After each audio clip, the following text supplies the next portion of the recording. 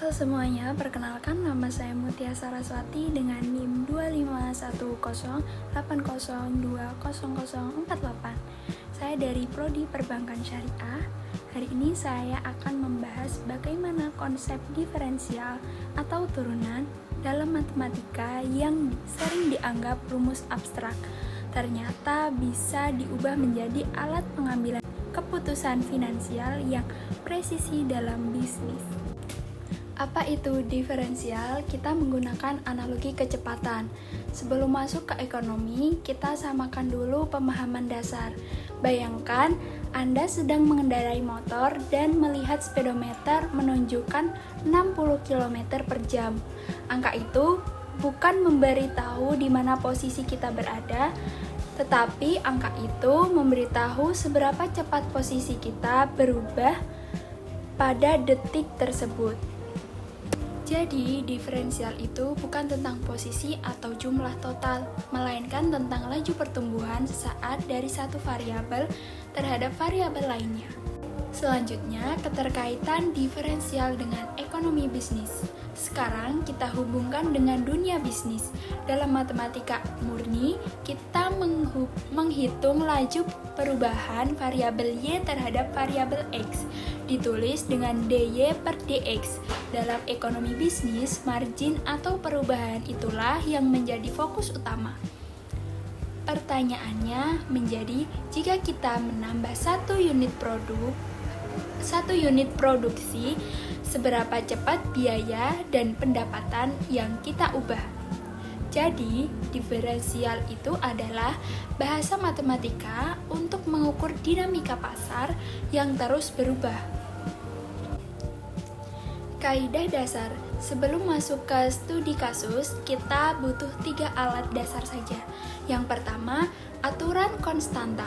Jika Y sama dengan K atau angka tetap, maka turunannya Y aksen sama dengan 0. Artinya, biaya tetap tidak berubah berapapun jumlahnya produksi. Jadi, turunannya itu 0. Lalu yang kedua, aturan pangkat. Jika Y sama dengan X pangkat N, maka Y aksen sama dengan N kali X pangkat N min 1. Itu rumus paling sering kita gunakan.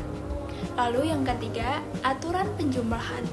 Jika Y sama dengan U min plus V, maka Y aksen sama dengan U aksen min plus V aksen. Artinya, kita bisa menurunkan tiap suku secara terpisah lalu menggabungkannya kembali. 3 aturan ini saja sudah cukup untuk menyelesaikan studi kasus optimasi laba yang akan kita bahas. Jadi, diferensial itu bukan tentang posisi atau jumlah total, melainkan tentang laju perubahan sesaat dari satu variabel ke variabel lainnya. Matriks penerjemah matematika terhadap ekonomi. Ini adalah slide kunci semacam kamus yang menerjemahkan simbol matematika ke istilah ekonomi. TC aksen atau DC per dg disebut biaya marginal atau MC. Artinya, biaya tambahan untuk produksi satu unit ekstra. Lalu ada TR aksen atau DR per dg disebut penerimaan marginal atau MR, pendapatan ekstra yang didapat dari penjualan satu unit tambahan. Lalu ada TU atau DU per DG disebut utilitas marginal atau MU, keputusan ekstra dari konsumsi satu unit tambahan. Dalam tabel ini, setiap kali kita menurunkan fungsi, kita langsung tahu artinya secara bisnis. Formula emas, optimasi laba maksimum. Inilah inti dari seluruh presentasi ini. Fungsi laba dirumuskan dengan Pi sama dengan TR min TC, atau laba sama dengan penerimaan total dikurangi biaya total. Jadi, keuntungan maksimum bukan terjadi saat kita menjual sebanyak-banyaknya, tetapi saat tambahan pendapatan sama persis dengan tambahan biaya, atau MR sama dengan MC. Untuk menentukan titik ini secara matematis ada dua syarat. Syarat yang pertama yaitu stasioner. Turunan pertama harus 0 atau sama dengan Pi aksen sama dengan 0 atau MR sama dengan MC. Syarat kedua yaitu uji maksimum. Turunan kedua harus negatif seperti Pi aksen yang kedua kurang dari 0. Kedua syarat ini akan kita pakai langsung di studi kasus berikutnya. Selanjutnya, studi kasus komprehensif, proyeksi laba pabrik. Sekarang masuk ke studi kasus, sebuah perusahaan manufaktur memiliki dua fungsi. Yang pertama, penerimaan total atau TR sama dengan min 2Q kuadrat plus 1000 Q. Lalu ada biaya total atau TC sama dengan Q pangkat 3 min 59 Q kuadrat plus 1315 Q dan plus 2000, di mana Q adalah tingkat produksi. Target kita ada 3, yaitu yang pertama, berapa tingkat produksi Q untuk profit maksimal, lalu yang kedua, berapa harga jual per unit, lalu yang ketiga, berapa total laba bersihnya. Mari kita selesaikan langkah demi langkah. Langkah yang pertama yaitu menyusun fungsi laba. Langkah pertama, menyusun fungsi laba. Langkah pertama, kita susun fungsi laba dengan rumus Pi sama dengan TR kurangi TC.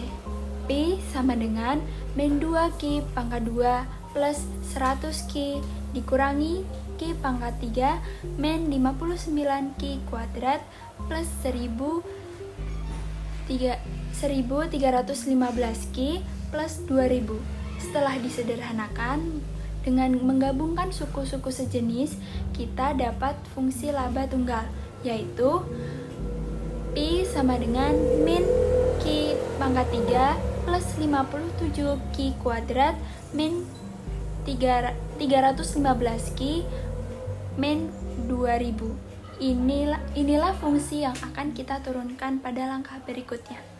Langkah kedua, syarat stasioner turunan pertama. Sesuai aturan tadi, kita cari titik stasioner dengan menerapkan Pi aksen sama dengan 0. Prosesnya, pertama, kita diferensiasikan fungsi laba tadi menjadi Pi aksen sama dengan min 3Q pangkat 2 plus 114 Q min 315. Kemudian kita selesaikan ke 0. Jadi min 3Q pangkat 2 plus 114 Q min 315 sama dengan 0. Lalu kita eksekusi dengan memfaktorkan atau pakai rumus ABC untuk mencari nilai Q. Hasilnya kita menentukan dua kandidat tingkat produksi, Q1 sama dengan 3 dan Q2 sama dengan 35. Tapi mana yang benar-benar memberikan laba maksimum? Itu yang akan kita uji di langkah berikutnya. Langkah ketiga, uji maksimum atau turunan kedua. Untuk membuktikan mana yang menghasilkan laba puncak, kita gunakan syarat kedua yaitu Pi aksen harus negatif. Dari fungsi Pi aksen sama dengan min 3Q pangkat 2 plus 114 Q min 315. Kita turunkan sekali saja menjadi min 6Q plus 114. Sekarang kita uji kedua kandidat. Uji pertama, Q1 sama dengan 3. Lalu kita turunkan jadi turunan kedua yaitu min 6 kali 3 plus 114 sama dengan 96. Hasilnya positif atau lebih dari 0. Artinya ini adalah titik minimum atau kerugian. Lalu uji yang kedua, Q2 sama dengan 35. Kita turunkan ke turunan kedua jadi min 6 dikali 35 plus 114 sama dengan min 96, hasilnya negatif. Artinya ini adalah titik maksimum atau laba. Jadi tingkat produksi optimal kita adalah Q sama dengan 35 unit. Langkah yang keempat, kalkulasi eksekusi bisnis. Setelah menemukan Q optimal sama dengan 35, sekarang kita hitung angka-angka bisnis nyata. Total biaya atau C. TC sama dengan 35 pangkat 3 min 59 dikali 35 pangkat 2 ditambah 1315 dikali 35 ditambah 2000 yang hasilnya 18.625. Total pendapatan atau R TR sama dengan min 2 dikali 35 pangkat 2 plus 1000 dikali 35 yang menghasilkan 32.550. Harga jual atau P, karena R sama dengan P kali Q, maka P sama dengan R min R per Q sama dengan 32.550 dibagi 35 yang menghasilkan 930 per unit. Lalu tiga angka ini biaya pendapatan dan harga jual adalah dasar untuk menghitung laba maksimal di slide berikutnya.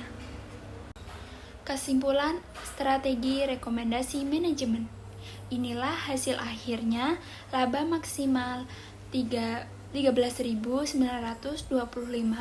dihitung dari R dikurangi C yaitu 32.550 dikurangi 18.625. Rekomendasi strategi untuk manajemen.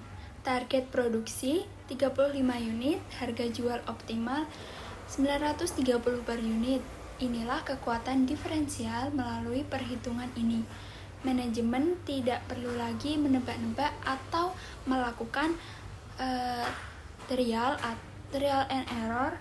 Kapasitas produksi dan harga jual dapat ditentukan berdasarkan presisi matematis. Kesimpulan akhir, mari kita rangkum 3 poin penting hari ini. Diferensial tidak boleh sama dengan teori mati. Ia adalah representasi matematika dari perubahan realitas atau margin. Masih buktikan nilai syarat Pi aksen sama dengan 0 dan Pi turunan kedua kurang dari 0 melindungi dari overproduksi yang memicu kerugian. Matematika ekonomi adalah adat penerjemah utama bagi mahasiswa perbankan syariah untuk mendesain kebijakan ekonomi yang efisien dan akurat.